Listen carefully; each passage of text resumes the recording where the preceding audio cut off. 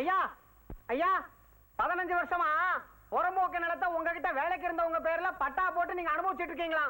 இப்ப அந்த வேலைக்காரங்க எல்லாம் ஒண்ணு சேர்ந்து அந்த பட்டா தங்களுக்கு தான் சொந்தம்னு சொல்லி உங்க மச்சான் தொராஜை கூட்டிட்டு தாசில்தார் ஆபீஸுக்கு போய் கம்ப்ளைண்ட் பண்ணிருக்காங்க.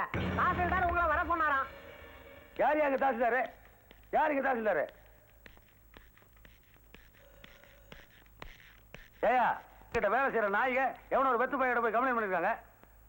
அவன் வந்து உங்ககிட்ட கம்ப்ளைண்ட் பண்ண நீ அறுவடை நிப்பாட்டிருவியா? இந்த பத்திரத்தை படிச்சு பாருங்க.